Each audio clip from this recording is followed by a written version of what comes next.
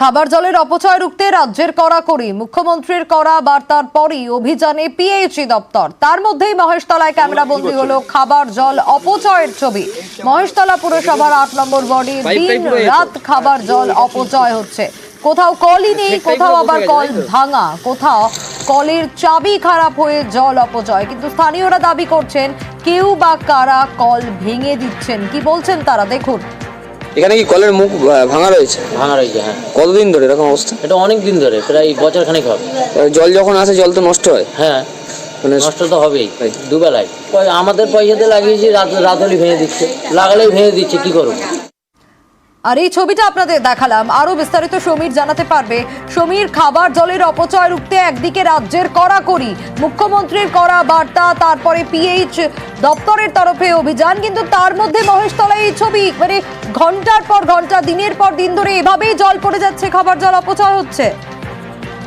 দেখো শুনি কি বলেছি, যেটা মুখ্যমন্ত্রী অর্ডার দিয়েছে দেওয়ার পরে তারপরে নড়ে চড়ে বসেছে এবং পিএইচডি মানে মহেশতলা বনপথ জুড়ে যে অন্যান্য জায়গা জুড়ে পিএইচডি পাইপলাইন কাটা হচ্ছে এবং তারপরে এখানে হচ্ছে। তার পাশাপাশি মহেশতলা পৌরসভার নানা ওয়ার্ডে যখন আমরা ঘুরলাম, তার মধ্যে মহেশতলা পৌরসভার 8 নম্বর ওয়ার্ডে ওই এলাকাতে দেখা যাচ্ছে কানকুলি, তারপরে মধ্যম পাড়া, বুড়ির মাঠ, এইসব জায়গায় নানা জায়গায় একদম কল ভেঙে পড়ে আছে। কোনো জায়গায় কলের যে লাগানো আছে চাবিটাই তার নেই এবং কলের পাইপ ভেঙে গেছে, সেই পাইপ আবার জোর করে লাগানো আছে।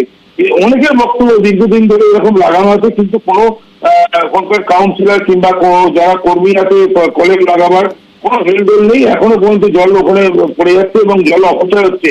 এলাকার সাধারণ লোকরাও তারাও বলছে যদি চাবি লাগিয়ে যেতে ভালো হতো এবং অন্যান্য ওয়ার্ডে চাবি লাগাবার কাজ চলছে। এবং যখন আমরা পৌর প্রধানকে ওখানকার ধরি আমাদের, তখন আবু তালেব মোল্লা উনি বলছেন দেখুন কোথায় কোথায় আছে সেটা আমরা সবাইকে অর্ডার দেওয়া হয়ে গেছে এবং মহেশতলার চেয়ারম্যান দুলাল দাস উনি অর্ডার দিয়েছে প্রত্যেকটা কাউন্সিলরকেও, যেহেতু কোথায় কোথায় জল পড়ছে নষ্ট হচ্ছে। পুরসভার বোর্ড মিটিং এও আলোচনা, কোন কোন এলাকায় জল অপচয় খতিয়ে দেখে ব্যবস্থার আশ্বাস মহেশতলার উপপুর প্রধানের।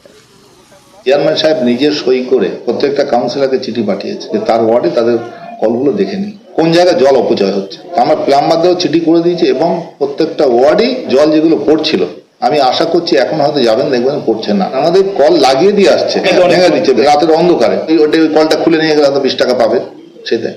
তার জন্য যেখানে যেখানে এইভাবে করছে তো সেখানে প্লাস্টিক কল লাগিয়ে দিতে, যাতে করে আর ওই খুলে নিয়ে গিয়ে বিক্রিটা না করতে পারে। আর যেটা অপচয় হচ্ছে অবশ্যই আমরা দেখব।